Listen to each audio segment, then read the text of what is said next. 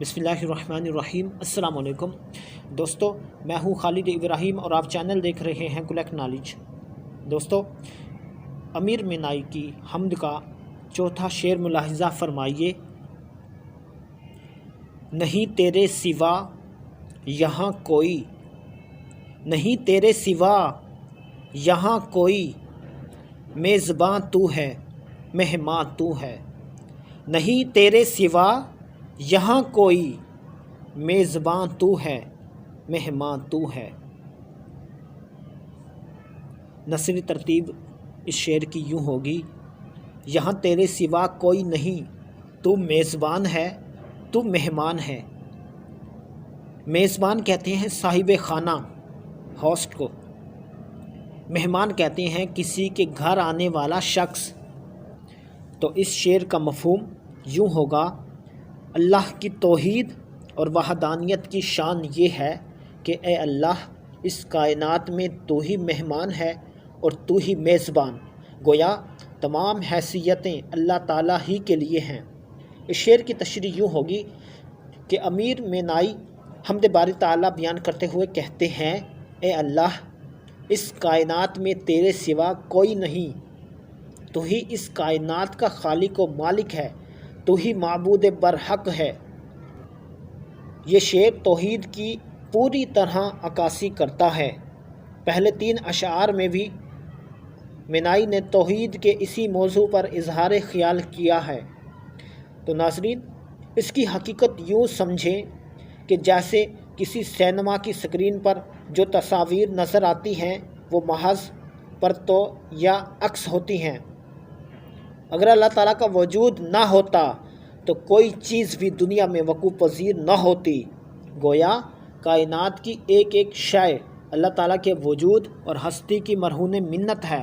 بقول غالب: نہ تھا کچھ تو خدا تھا، کچھ نہ ہوتا تو خدا ہوتا۔ نہ تھا کچھ تو خدا تھا، کچھ نہ ہوتا تو خدا ہوتا۔ ڈبویا مجھ کو ہونے نے، نہ ہوتا تو میں کیا ہوتا۔ شعر کے دوسرے مصرعے میں یہ بیان کیا گیا ہے کہ اے اللہ، تو ہی میزبان ہے اور تو ہی مہمان۔ میزبان صاحب خانہ یا گھر کے مالک کو کہتے ہیں۔ شعر کے ایک معنی یہ بھی ہوئے کہ اللہ تعالیٰ پوری کائنات کا مالک ہے۔ دوسرے معنی میزبان کے یہ ہوئے کہ وہ پوری کائنات کو کھلاتا پلاتا ہے اور اس کی مہمان نوازی کرتا ہے۔ گویا مہمان نوازی اور میزبانی دونوں اس کی صفتیں ہیں۔ جب کوئی شخص خلوص دل سے اپنے گھر آئے ہوئے مہمان کی خاطرداری کرتا ہے تو اس کی مہمانداری اور خاطرداری میں سخاوت کا جذبہ ہوتا ہے۔ اسی طرح خدا ہی مہمان ہے۔ ان الفاظ کا مطلب یہ ہے کہ مہمان بھی اصل میں اللہ تعالیٰ کا نمائندہ بن کر میزبان کے پاس آتا ہے۔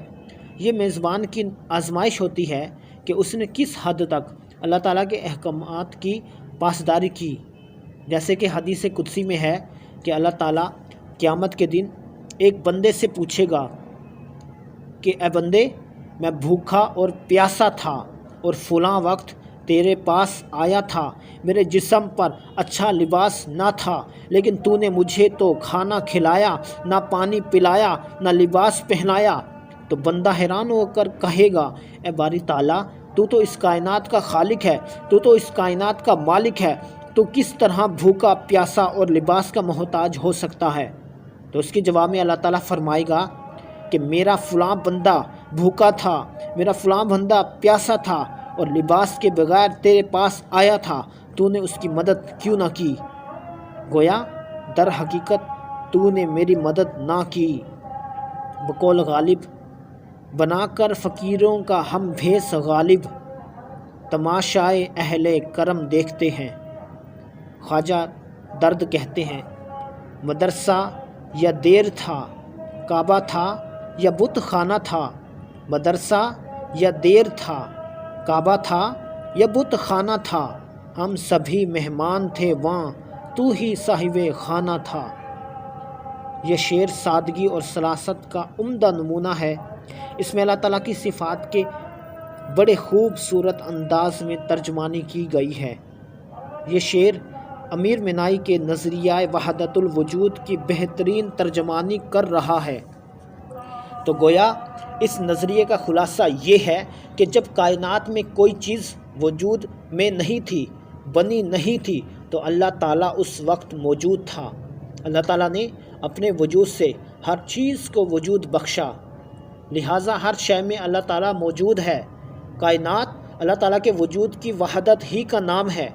جو لوگ اس نظریے پر یقین رکھتے ہیں وہ ہر چیز میں بلکہ ہر شخص میں اللہ تعالیٰ کے وجود کو تسلیم کرتے ہیں۔ یہی عقیدہ رکھتے ہوئے منصور حلاج نے آن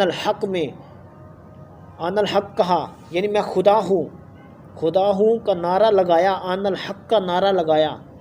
اس کا خیال تھا کہ اللہ تعالیٰ کی ذات میرے اندر موجود ہے۔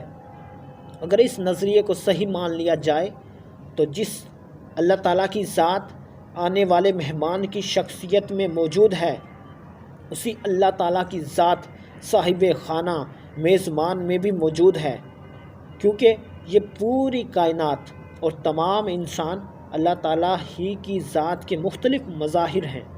گویا جو مہمان ہے وہی میزبان بھی ہے، کیونکہ اس کائنات میں اللہ تعالیٰ کی ذات کے سوا اور کوئی چیز تو موجود ہی نہیں۔